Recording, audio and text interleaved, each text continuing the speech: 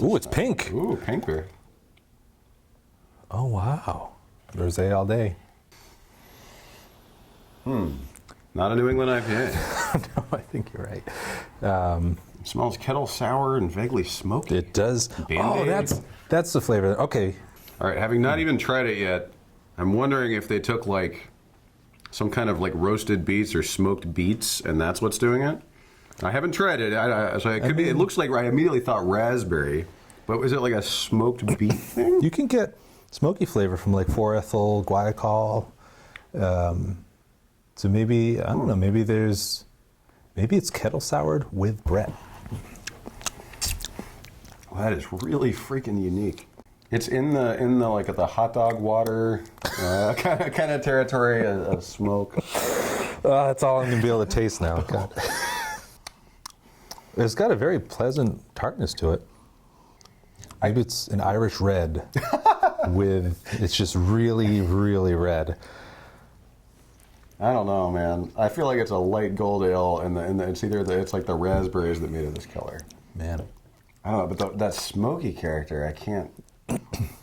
See, it smells like I'm not going to like it as much, and then it tastes pretty good. It's like got the aroma of like your Schlenker La Helles. I'm almost wondering, you could achieve this if you made a Rauch beer, pulled the yeast off it, and made let that ferment your kettle sour with raspberry. Or maybe they pulled the bacteria off a Rauch beer. Maybe. That'd be something. So that would explain smoked kettle sour. That's how I would create It's the this next beer New England IPA. The next New England IPA. Wow, I've never seen or heard of anything like this. I can certainly not identify the brewery. I don't hate it. Yeah. I mean, I'm just noticing too, when I make a kettle sour with fruit in it, or a fruit puree, I use pectinase. Yep. To get rid of, just because I'm worried if we're doing draft of it that we're going to get those strands. Okay. And so I'd be interested to try this on draft to see if it's ropey. Interesting. See, I often think of the ropiness of pediococcus. Yeah. In a long turnaround sour too. It looks like somebody with a cold came along and I feel like that's more the pediococcus. That's the pediococcus version. Yeah. I think it tastes great. I think the pH is perfect. It's not too sour. It's not. There's no butyric acid or none of that. So that would be the vomit flavor. You know what would be very interesting? If you did a kettle sour and then aged it with Brett, because then you get the added benefit of Brettanomyces produces all these glycosidic enzymes, which means that they're pulling flavors out of the fruit that normally wouldn't be accessible to normal yeast strains. Yeah, like just Saccharomyces couldn't get at them. Not at all.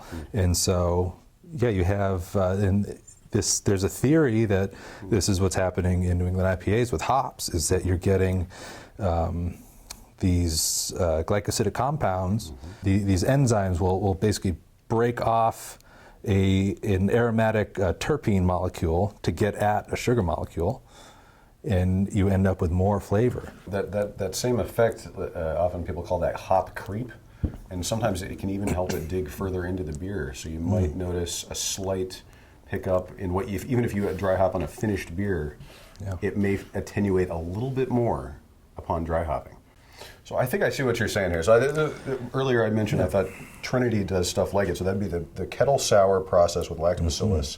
Then they boil that, killing off the lactobacillus, and then they would ferment that. You go through the normal brew day, you boil, you chill it down or whatever, and then you would add, usually a Saccharomyces strain, but also Trinity does then Brettanomyces. Well, because then you get the ethyl butyrate, which produces more of a pineapple-y flavor. With Brett turning it around. Yeah, would turn it into that. And, I mean, if you have Saccharomyces still in the beer while the Brett is fermenting it, then you're definitely going to get some of these fatty acid compounds that would produce a smoky flavor. Okay, where's the smoke coming from? Is it yeast-derived, or is it a product of the yeast?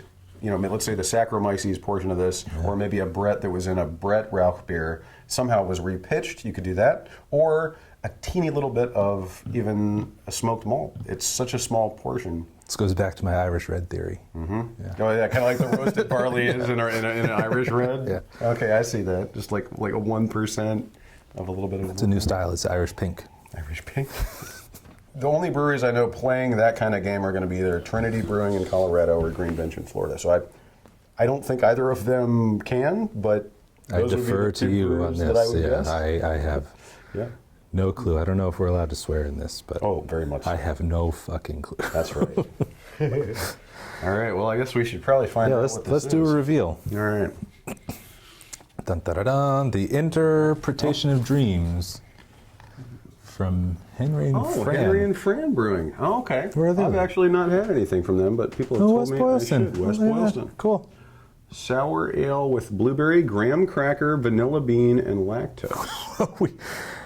we missed the Where's fruit a little bit. Yeah. Okay, so blueberry, not raspberry. Okay, I buy that. The vanilla did not come out at all. Graham cracker. And then the smoke then must be yeast derived. We really fucked up the flavor, huh? Maybe it's just that acidity that. So that's an interesting thing. I know blueberry is interesting.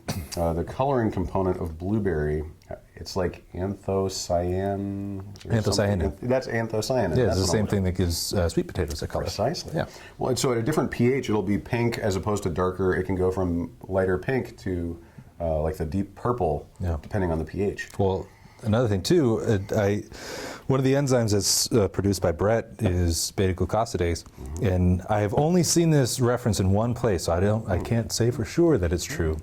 But that same enzyme will lead to anthocyanin breakdown, so it'll change the color, and it also produces 4-vinyl glycol, which the makes clove character. Yep. Yeah. I'd be very interested to know where the smoke is coming from. I think the compounds you're talking about have to be it. It's got to be fermentation derived. Boy, what a good beer! It's very tasty. I like it. One of a kind. I certainly can't think of another one like it. Henry and Fran, Yeah, great job. good work.